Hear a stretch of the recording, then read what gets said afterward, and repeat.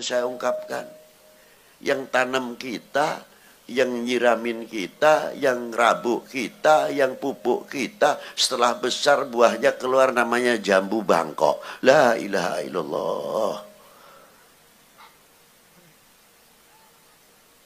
Ayamnya ikut, ayam bangkok. Duren bangkok. Innal habib al-mustafa. Saya kalau sudah berbicara ini agak prihatin para bapak. Ini terutama bukan saya menyindir untuk pendidikan terutama. Maaf Pak kalau ada dari pejabat pendidikan. Saya dulu pada waktu tahun 54, saya sudah kelas 3 para bapak. SR namanya, bukan SD. Kelas 3 itu sudah diajari. Belum ada kota madya, yang ada kota praja. Kota praja Pekalongan dibagi 2 kecamatan atau asistenan. 1 Pekalongan Timur 10 desa. Pekalongan Barat 10 desa. Apal kita desa per desa, batas desanya kita ngerti, kita tahu, kita apal. Kelas 4 mulai tingkat kabupaten. Kabupaten Pekalongan sebelah barat perbatasan dengan Kabupaten Pemalang. Sebelah timur Kabupaten Kendal, belum ada Batang dulu, Kawedanan dulu. Batasnya Sungai Kuto. Sebelah selatan Kabupaten Banjarnegara dan Wonosobo. Sebelah utara Laut Jawa. Apal Pak. Sampai hasil-hasil buminya. Tahu coklat, sayuran, padi, kopi, cengkeh sudah tertulis dari dulu. Kopra, hasil dari kelapa. Mengetahui, dipersiapkan kelak apabila bangsa ini menjadi orang konglomerat ataupun orang kaya, bisa membantu negerinya untuk menjadi investor dari dalam negeri, paling tidak ikut sumbangsih membangun wilayahnya, bisa membuat pabrik kopra, membuat pabrik coklat, memberi ini tanam dan sebagainya. Sudah ngerti dari itu.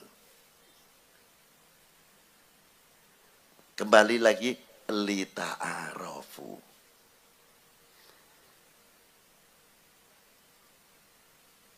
Tapi bagaimana mungkin satu kecamatan beberapa desa saja tidak hafal, suruh menghafalkan kepulauan-kepulauan yang ada di Republik ini dari mulai Sabang sampai Merauke. Ini menjadi keprihatinan kita. Paling tidak pelajaran teritorial ini dari sini dahulu. Desa ke desa kita mengetahui. Timbul merasa handarbeni, merasa memiliki. Atas pemberian Allah Ta'ala untuk bangsa ini. Menjadi suatu kebanggaan yang luar biasa. Tapi kemana Pak pelajaran ini? Maaf, saya sampai bertanya. Belum sejarah. Indonesia ini luar biasa para bapak. Islam sudah mulai masuk abad pertama. Dibuktikan di Baros. Ada makam Syekh Mahmud.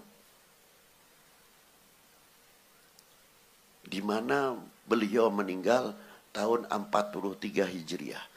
Beliau cucu dari Mu'ad bin Jabal, sahabat baginda Nabi SAW. Mungkin yang baru-baru kenal sejarah, apa iya? Kaget. Karena sudah mulai mengurang sejarah ini.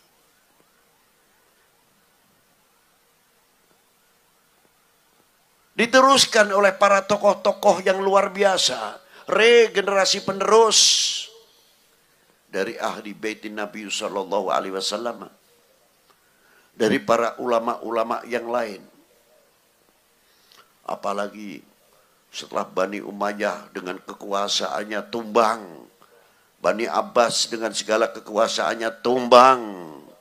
Katanya pada waktu itu yang namanya 1001 malam di Baghdad hancur.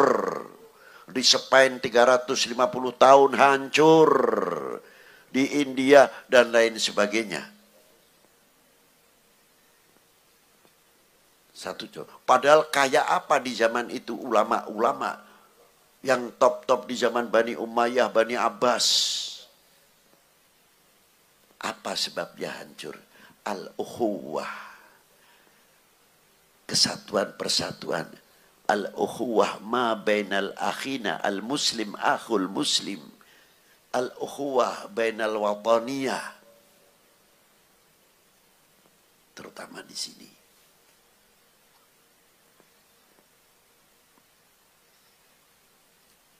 Ma'asyiral muslimina rahimakumullah.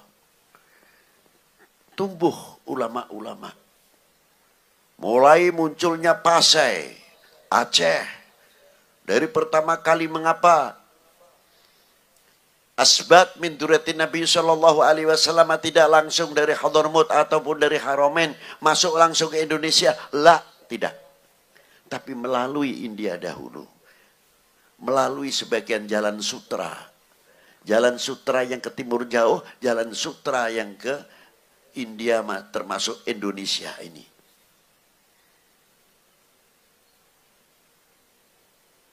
Itulah. Dirintis oleh para beliau.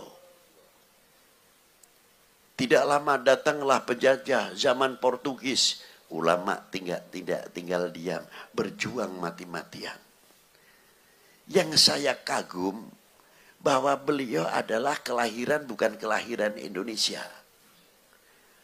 Tapi menasionalisasi pribadinya kok cepat benar. Merasa memiliki, merasa handerbeni. Pada waktu di zaman di Aceh, di Pasai, di Demak dan lain sebagainya. Di Banten. Itu hebatnya para ulama al-mutaqaddimin. Yang masuk India, di sana bagaimana membuat adaptasi. Karena di sana ada kekuatan. Di antaranya apa? Kekuatan agama lain, dua agama yang cukup. Di situ para beliau belajar. Membuat satu adaptasi yang mempunyai manajemen yang begitu rapi luar biasa. Ahli pertanian, ahli ekonomi, ahli medis, dan lain sebagainya. Bukan kayak saya. Sudah bawa tasbih enak, ibadah aman, dan lain sebagainya. Bagaimana para beliau membangun masjid, sarana ibadah pada waktu itu. Kalau beliau tidak seorang ekonom, sulit untuk sebegitu. Orang yang baru Islam baru belum tentu mengetahui apa itu amal jariyah, apa itu amal wakaf. Apakah itu amal infak dan sebagainya. Boro-boro ngerti sholat saja sudah alhamdulillah. Mengerti arkanul wudu, mubtilatul wudu, arkanul sholah, nawakidul wudu. Sudah mengerti saja sudah istimewa sekali. Dibina oleh para beliau dengan telaten, sabarnya. Pembangunan ideologi sebagaimana Rasulullah SAW. Bi'thah umur 40 tahun, 50 tahun baru datang perintah sholat. 10 tahun pembinaan, keyakinan, ideologi, memantapkan keimanan. Begitu panjang 10 tahun. Baru tahun umur 50, perintah Isra wal Mi'raj. Sallallahu alaihi wasallam. Metode ini luar biasa. Langsung dari Allah Subhanahu wa ta'ala. Hebatnya di situ. Nah, ulama-ulama kita dahulu, begitu hebatnya perjuangannya. Ada yang melalui jalur obat-obatan, ada yang melalui jalur pertanian, dan lain sebagainya. Bukan kayak kita membawa tasbih saja. Tidak. Hidup yang di waktu zaman itu kekuatan Brawijaya, kekuatan Pajajaran, dan lain sebagainya. Beliau-beliau kok bisa hidup rukun, kompak dan sebagainya. Saya kagum itu. Apa sih sebenarnya resepnya ini? Kok bisa damai, rukun? Betul-betul mewujudkan hadza rahmatan lil alamin. Al-Imam Ja'far Shadiq, Sunan Kudus, pada waktu di Kudus, beliau berjuang di sana, ada satu kekuatan kerajaan yang luar biasa, namanya Poncowati.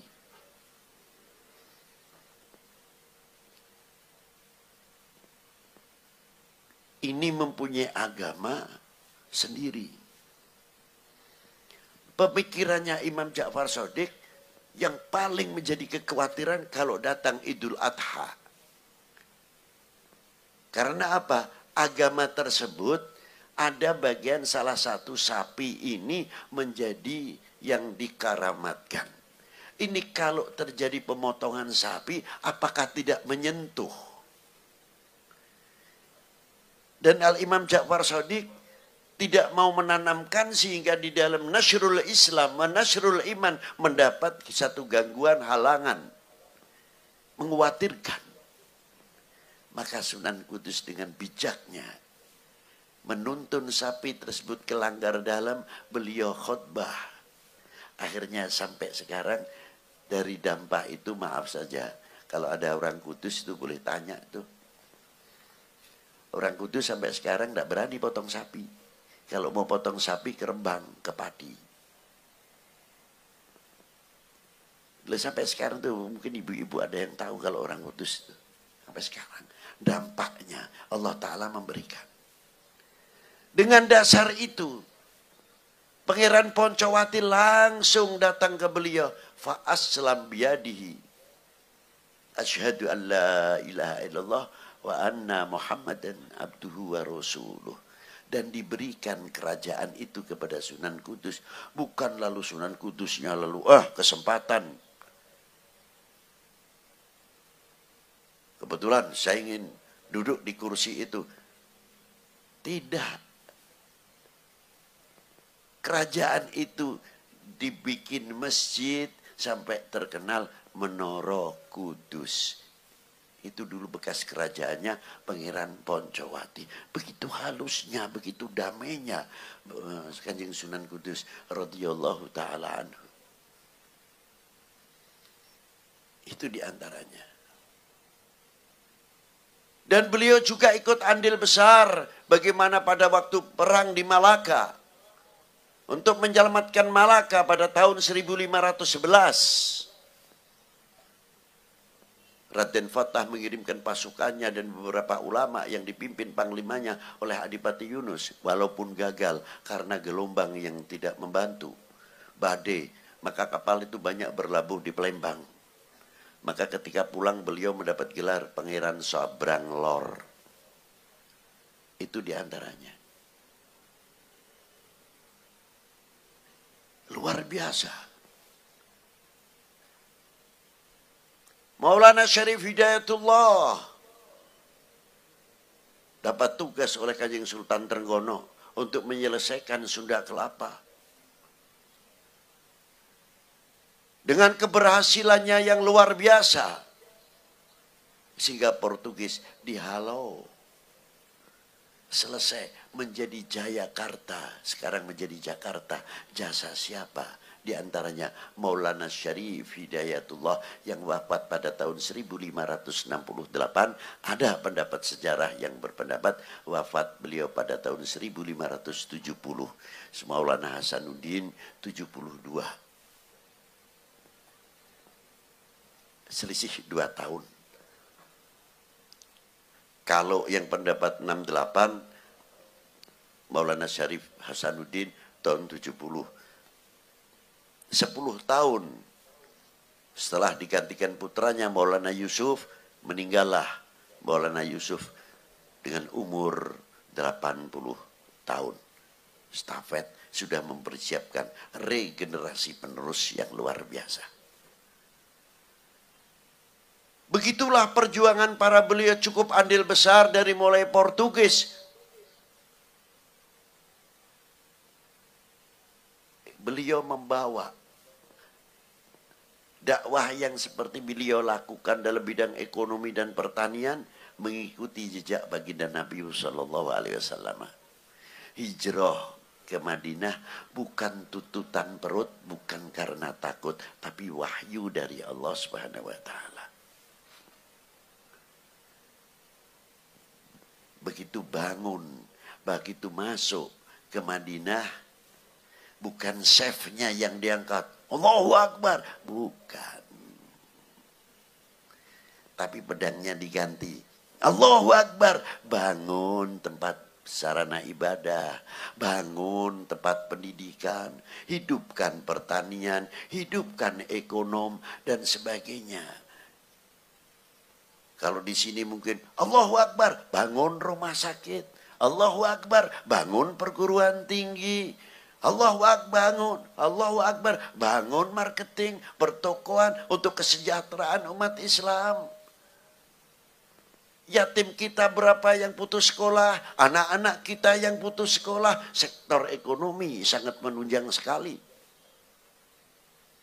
Belum para janda kita, belum fuqara kita, masakin kita. Mestinya kita harus berpikir jauh. Dalam segi ekonomi membangunkan fanatik, asabiyah, muta'assibin kepada bangsa dan tanah airnya. Satu contoh sering saya ungkapkan. Yang tanam kita, yang nyiramin kita, yang rabuk kita, yang pupuk kita, setelah besar buahnya keluar namanya jambu Bangkok. La ilaha illallah. Ayamnya ikut, ayam Bangkok. Duren Bangkok. Apalagi? Alhamdulillah masih kebagian gula Jawa. Ini kalau gula Jawa ini sudah ganti nama gula Bangkok, ya melarat kita ini. Kemana asobiah kita merasa handar beni kita? Kalau kita merasa NKRI yang jauh, tidak cukup hanya pengakuan NKRI bentuknya negara atau kepulauan-kepulauan ini saja. Termasuk rumput yang kering saja. Satu lembar rumput yang kering, sebutir pasir adalah milik NKRI. Apalagi yang hijau. Itu mestinya tertanam begitu. Bagaimana meningkatkan ekonomi, majukan ekonomi? Cintailah dahulu hasil karya bangsa ini, hasil karya bumi pertiwi ini. Nah, itu yang penting. Sesuaikan pada waktu kita tadi bersama-sama. Indonesia, tanah airku. Benar. Bahasa basi apa seremonial? Saya tanya sekali lagi. Jawab yang keras. Pengakuan hanya sebagai lagu kebangsaan, seremonial, atau karena peraturan, atau karena ikrar? Jawab. Indonesia tanah, bukan basa-basi. Nah, kalau kita sudah mengakui tanah Indonesia adalah Indonesia tanah airku, yang rumput yang kering pun ikut termasuk milik kami. Sebutir pasir pun adalah milik kami. Karena kami sudah ikrar atas pemberian Allah. Indonesia tanah airku. Luar biasa. Tanah tumpah darahku. Kami ke Amerika makan boleh pakai sendok garpu. Tapi tidak melenturkan. I am is Indonesian. Saya adalah bangsa Indonesia. Saya adalah orang Indonesia. Makan pakai supit. Oke pakai supit. Tapi tidak melenturkan. Saya adalah bangsa Indonesia. Saya makan nasi kebuli. Nasi buryani. Nasi mindi. Tapi tidak melenturkan. Kita adalah orang Indonesia. Kami bangsa Indonesia. Loh, harusnya begitu. Jadi pengakuan Indonesia tanah airku dimanapun Indonesia tanah harusnya begitu. Kalau bisa begitu, wah hebat luar biasa. Sampai tanamannya ikut terhormat. hasil bumi pertiwi ini terangkat dan sebagainya.